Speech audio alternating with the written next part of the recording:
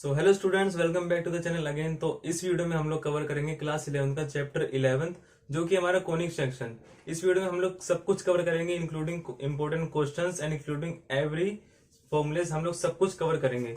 जो टॉपिक्स हम कवर करेंगे, सबसे पहले हम देखेंगे कोन के बारे में, इंट्रोडक्शन उसको कि कोन कहाँ से आया। उसके बाद हम लोग पढ़ेंगे सर्कल, फिर पढ़ेंगे पैराबोला, फिर इलिप्स एंड देन हाइपरबोला। और ये चारों चीजें हमारी कौन से कैसे आती है हम लोग ये भी देखेंगे। तो स्टार्ट करते हैं सबसे पहले टॉपिक से। तो हम लोग सबसे पहले इंट्रोडक्शन देखते हैं कि कौन हमारे पास कंसेप्ट आया कहां से। तो ये जो हमारे हाथ में एक पेपर है, ये मैंने पेपर को फोल्ड करके बनाया और ये हमारा कोन की शेप में है।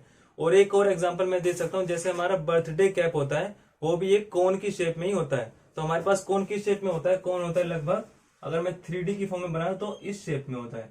किस शेप में होता है? इस शेप में। और ये डबल, मैंने यहाँ पे डबल नेप्ड राइट सर्कुलर कोन क्यों लिखा हुआ है? अब ये डबल नेप्ड राइट सर्कुलर कोन क्या है?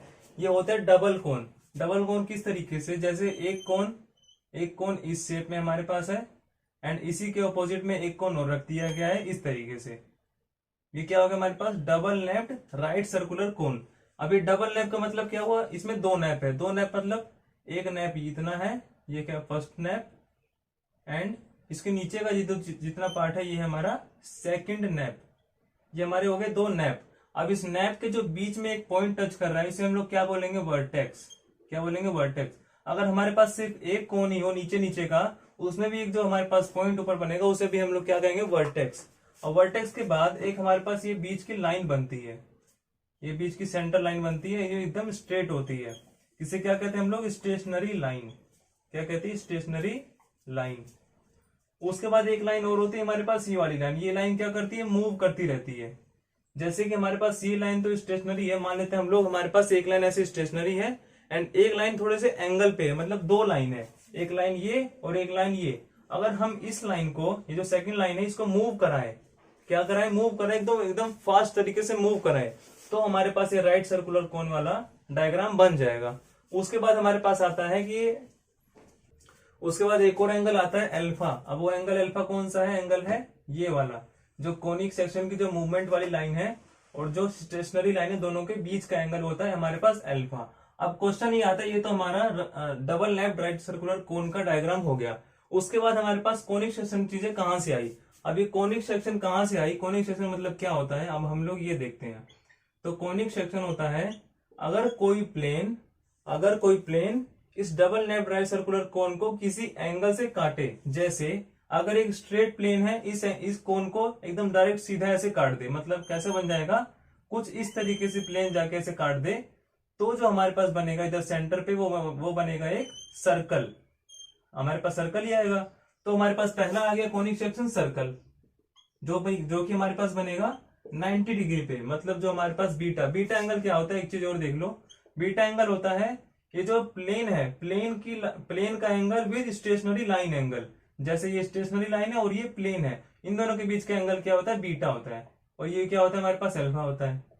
और उसके बाद हम देखते हैं, जैसे पहले हमारे पास तो आ गया सर्कल। अब सर्कल में क्या चीजें थी? जो बीटा है वो कितना हमारे पास था? 90 डिग्री था, परपेंडिकुलर था प्लेन के।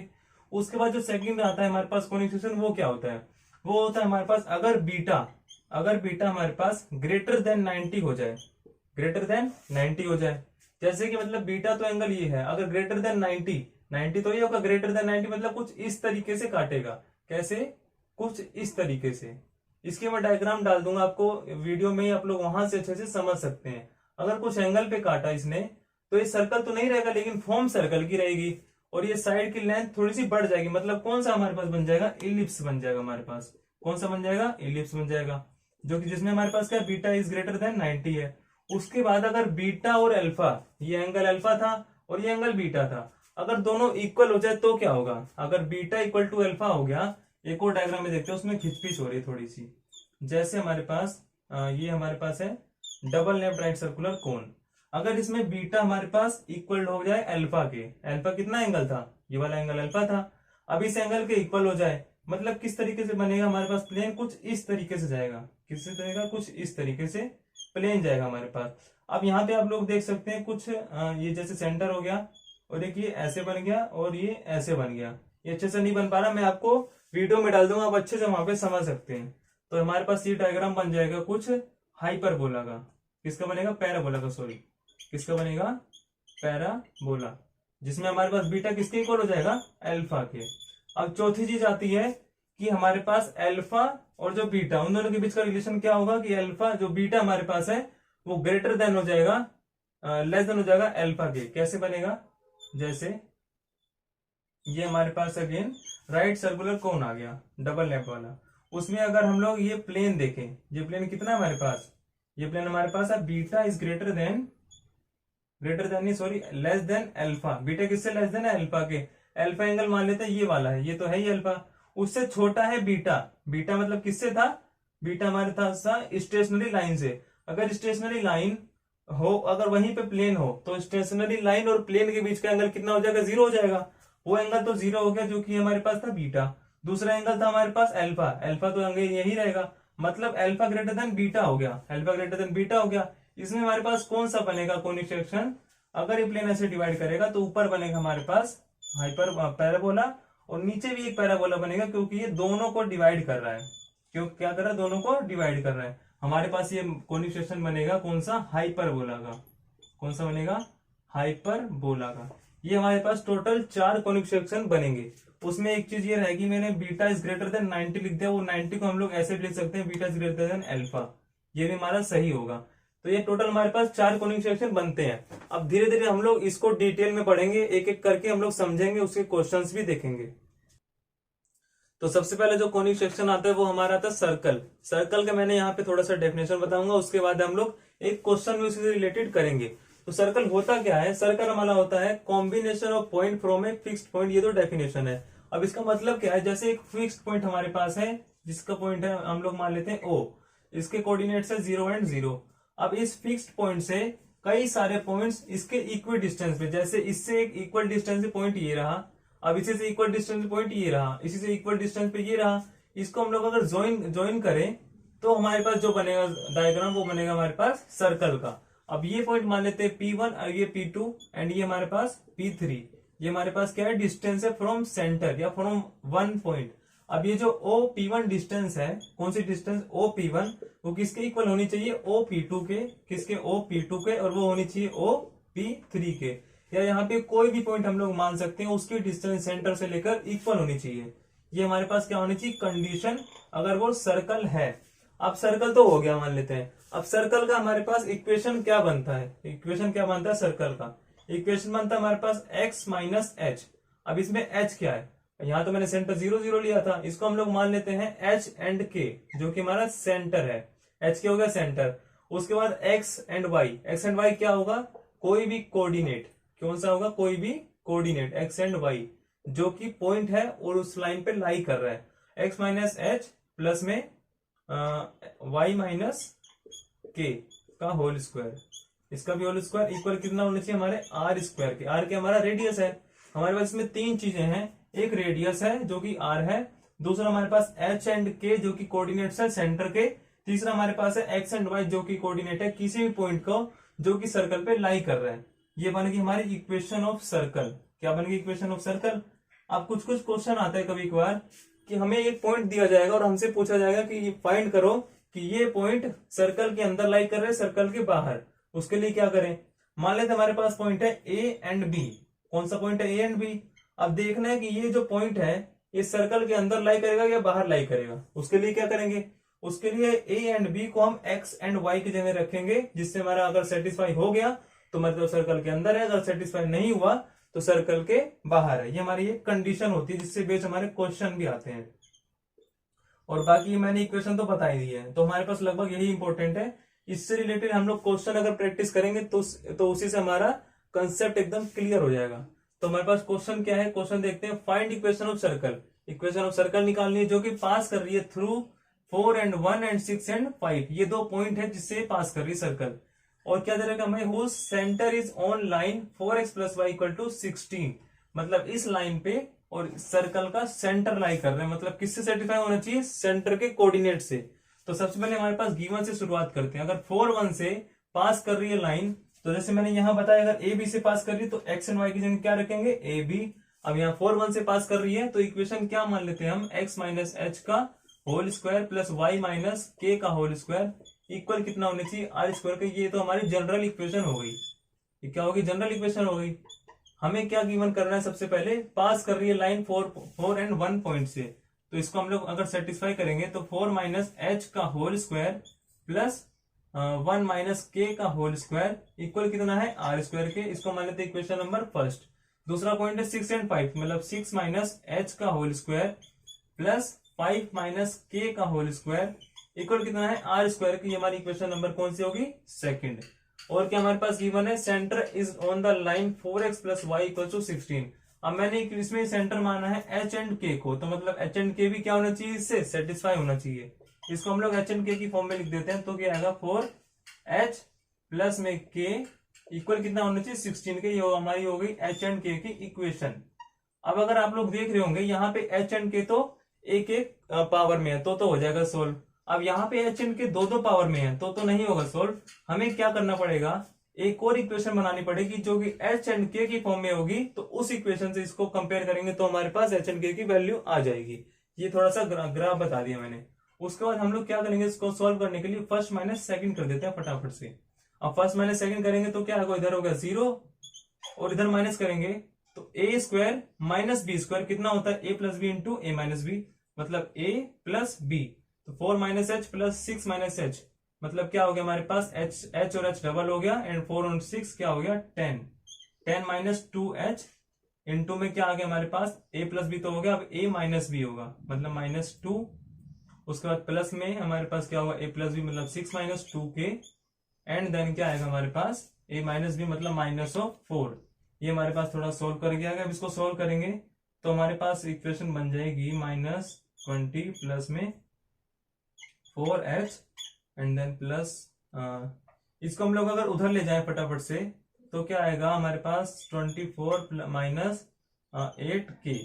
अब यहाँ 4h को यहीं पे रखते हैं हम लोग, 4h 8k को इधर ले आते हैं प्लस 8k इक्वल कितना आ गया हमारे पास 24 प्लस 20 मतलब 44, मतलब h प्लस 2k इक्वल कितना हमारे पास 11। ये हमारे पास इक्वेशन बन गई। अब एक एच एन के की फॉर्म में ये बन गया, अब एक एच एन के की फॉर्म में ये बन गया। यहां से हम क्या निकाल लेंगे, h की वैल्यू एंड हम निकाल लेंगे k की वैल्यू। उसके बाद हमारे पास एच एन के की वैल्यू तो आ गई, मतलब हमारे पास सेंटर आ गया। अब सेंटर के आने के बाद फटाफट से हम क्या करेंगे, रेडियस निकालेंगे। रेडियस कैसे निकालेंगे, एक पॉइंट दे रखा है जो कि सर्कल पे लाई कर रहा है, बल्कि 2 पॉइंट दे रखे हैं। अब इनमें से कोई एक पॉइंट उठाना है और जो सर्कल का सेंटर का कोऑर्डिनेट आ गया, मान लेते हैं हमारे पास 2 और 4 आया, तो इस पॉइंट से इस पॉइंट के बीच की डिस्टेंस निकालनी, तो कि हमारे पास आ जाएगा रेडियस। रेडियस भी आ गया हमारे पास। अब रेडियस अगर आ गया तो सीधा हमें जनरल इक्वेशन पुट करना है, जिसमें हमारे पास x को x ही रखना है, h एंड k को हम सेंटर का जो कोऑर्डिनेट आएगा वो रख देंगे, और रेडियस को हम लोग, रेडियस हमारे पास आएगा √10, तो रेडियस का स्क्वायर इक्वल्स टू 10। ये हमारे पास इक्वेशन बन जाएगी, इसमें हम लोग इसमें पुट करेंगे। तो ये तो एक क्वेश्चन हो गया। हम लोग एक क्वेश्चन और देख लेते हैं इस सर्कल से ही रिलेटेड। तो एक और क्वेश्चन हमारे पास है सर्कल से रिलेटेड। ये क्वेश्चन क्या हमारे पास है, ये हमारे पास फाइंड इक्वेशन ऑफ सर्कल, मतलब हमें सर्कल की इक्वेशन निकालनी है जिसमें क्या गिवन है, सेंटर गिवन है and making intercept A and be on coordinate axis. मतलब ये सेंटर तो नहीं है, ये हमारे पास है पासिंग लाइन है। क्या हमारे पास पासिंग लाइन है, and making intercept A and be on coordinate axis, मतलब ए और बी का हमारे पास इंटरसेप्ट भी है। तो हमारे पास डायग्राम कैसा बनता है, ये डायग्राम बनता है हमारे पास कुछ इस तरीके का, जिसमें सर्कल का जो पासिंग पॉइंट है 0 0 1 ये हो गया, और हमारे पास सर्कल हो गया कुछ इस तरीके का, जिसमें ये जो एक्स इंटरसेप्ट है, एक्स एक्सिस का इंटरसेप्ट है, ये हमारे पास है ए, एंड वाई एक्सिस का इंटरसेप्ट है हमारे पास बी। तो ये जो पॉइंट बन गया हमारे पास, ये बन गया ए एंड 0, ये पॉइंट बन गया 0 एंड बी। और उसके बाद इस से अगर हम लोग पास करेंगे तो ये हमारे पास बनेगा सेंटर। कौन सा बनेगा, सेंटर, जिसके कोऑर्डिनेट्स है एच एंड के। अब एक देखने वाली चीज और है, यहाँ पे ये जो एंगल बन रहा है 90 डिग्री बन रहा है, और आप लोगों ने शायद ये फॉर्मूला पढ़ा होगा कि अगर सेंटर से एक लाइन निकालें, मतलब जो डायमीटर है उससे हम लोग कोई भी एंगल बनाए तो इधर 90 डिग्री एंगल बनता है। खैर ये इंपॉर्टेंट नहीं था बताने के लिए। उसके बाद जो इंपॉर्टेंट चीज है वो मैं बताता हूं। अगर हमको जनरल इक्वेशन निकालनी है सर्कल की, तो फॉर्मूला क्या होता है, x माइनस एच का whole square plus y minus k का होल स्क्वायर इक्वल टू होता है आर स्क्वायर के। इसमें देखने वाली क्या चीज है, एक्स एंड वाई तो कांस्टेंट है, जो एक्स एंड वाई तो रहेंगे ही रहेंगे। हमें क्या निकालना है, एच एंड के और निकालना है हमें r, मतलब हमें सेंटर के क्या निकालने हैं, कोऑर्डिनेट्स, और निकालना है हमें रेडियस। अगर ये दोनों चीजें आ गई हमारे पास तो हमारे पास इक्वेशन तो बनी गई। अब इसका मैं शॉर्टकट तरीका बताता हूं। हमें क्या निकालना है, पहली चीज सेंटर के कोऑर्डिनेट्स। अगर आप लोग ध्यान से देखोगे तो ये तो हमारे पास क्या है, डायमीटर है। क्या है हमारे पास, डायमीटर।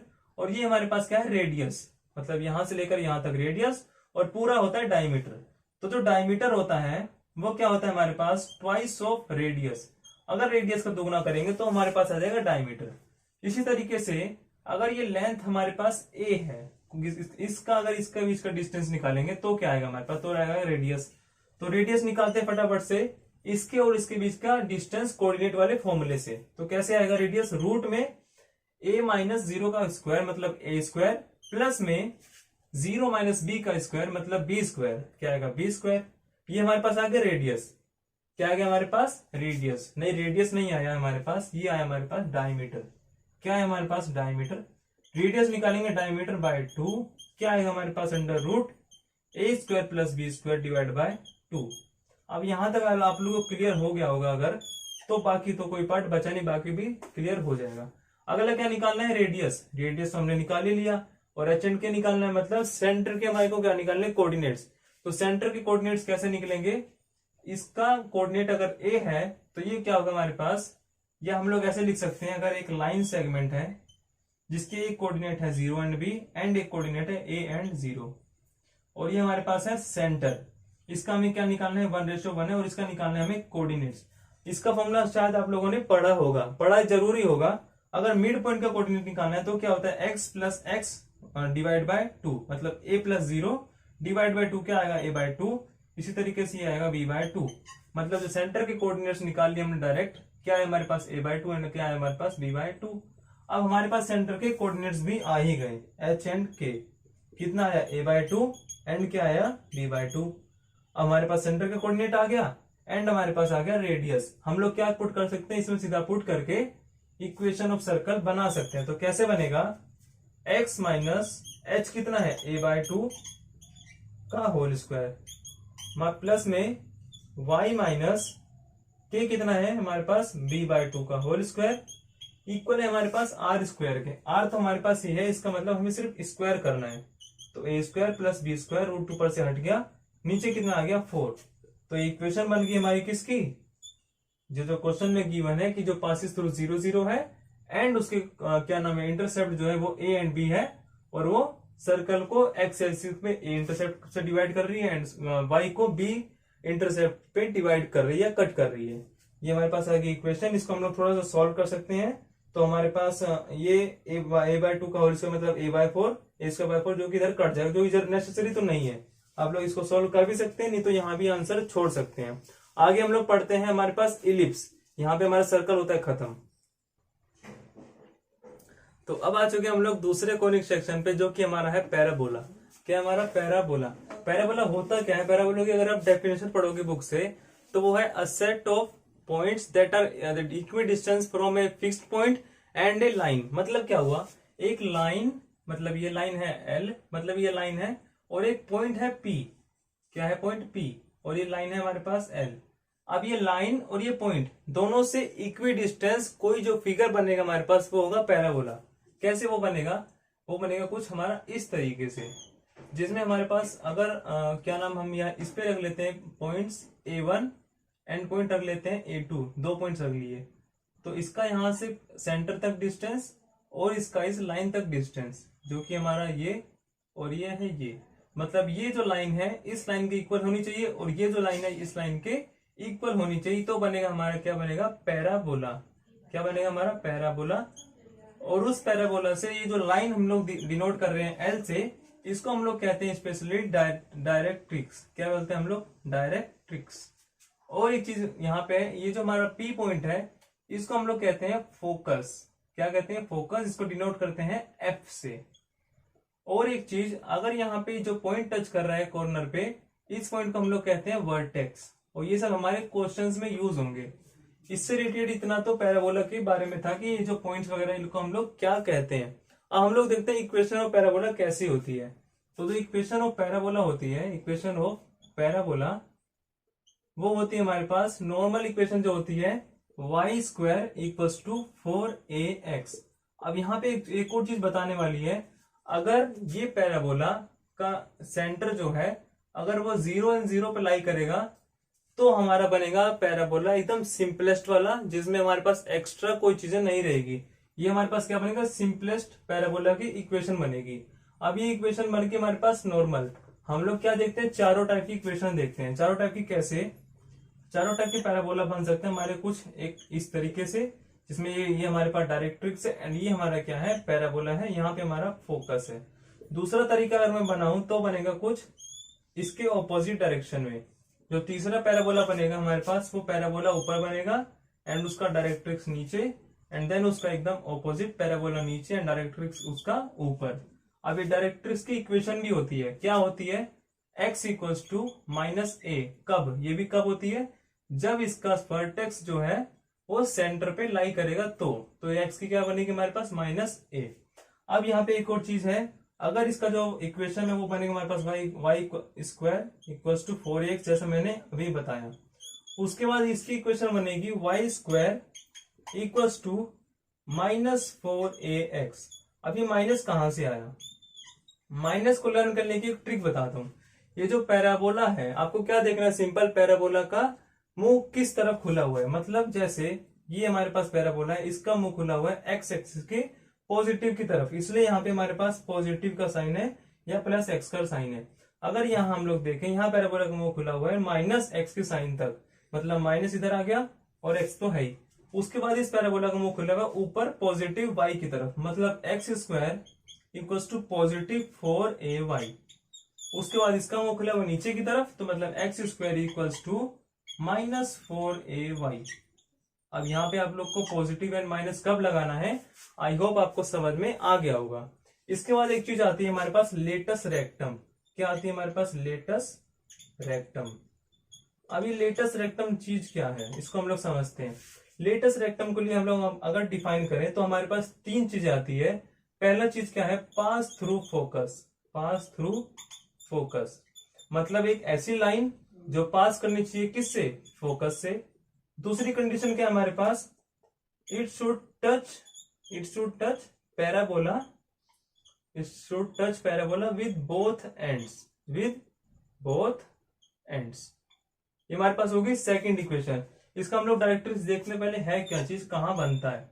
ये हमारे पास है पैराबोला, ये हमारे पास है डायरेक्ट्रिक्स, और लेटेस्ट रेक्टम बनेगा हमारे पास कहीं यहाँ पे, कहां पे, यहाँ पे।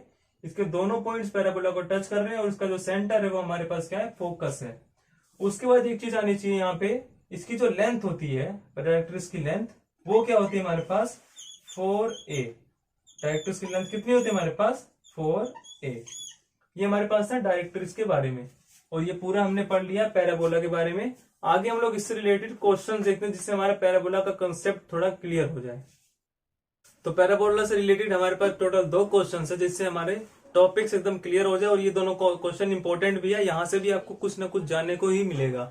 जो सबसे पहला क्वेश्चन है उसमें क्या है, find equation of parabola that satisfy focus, ये दे रखा है, डायरेक्ट्रिक्स ये दे रखा है। उससे पहले एक चीज बताने वाली है, जो की है, अगर हमारे पास एक पैराबोला है जो कि नॉर्मल फॉर्म, पहले यही फॉर्म हम लोग ले लेते हैं। फोकस क्या है, 0 एंड -3, तो 0 यहाँ पे एंड -3 इधर, मतलब कहीं यहाँ पे आएगा फोकस। यहाँ पे क्या आएगा, फोकस 0 एंड -3। अगर यहाँ फोकस है तो पैराबोला किस टाइप का बनेगा, कुछ इस तरीके का। And directrix y equals to 3, मतलब y इक्वल्स टू 3, यहाँ पे कहीं बनेगा हमारे पास डायरेक्ट्रिक्स जो कि होता है y इक्वल्स टू 3। अब ये 3 जो है यहां से लेकर यहां तक, मतलब पैराबोला से लेकर डायरेक्ट्रिक्स तक की डिस्टेंस एंड पैराबोला से लेकर पॉइंट तक की डिस्टेंस, दोनों क्या है हमारे पास, 3 है। उसके बाद हमारे पास जो फॉर्मूला होता है वो क्या होता है, y square equals to minus या 4ax, ये तो हमारा नॉर्मल वाला होता है। लेकिन इस पैराबोला में पर्टिकुलर कौन सा फॉर्मूला लगेगा, कौन सा लगेगा, वाई स्क्वायर तो नहीं लगेगा, यहाँ पे लगेगा एक्स स्क्वायर। क्या लगेगा, एक्स स्क्वायर इक्वल्स टू क्या है, मुंह किस तरफ खुला हुआ है पैराबोला का, नीचे की तरफ, मतलब माइनस की तरफ। X square equals to -4a into में क्या आएगा हमारे पास, y, -4ay। ये हमारे पास क्या बनेगा, equation of this particular parabola. उसके बाद क्या है हमारे पास, ये हमें निकालनी है, इक्वेशन पैराबोला निकालनी है। तो एक्स स्क्वायर तो सेम टू सेम ऐसे ही रहेगा, -4 भी ऐसे ही रहेगा।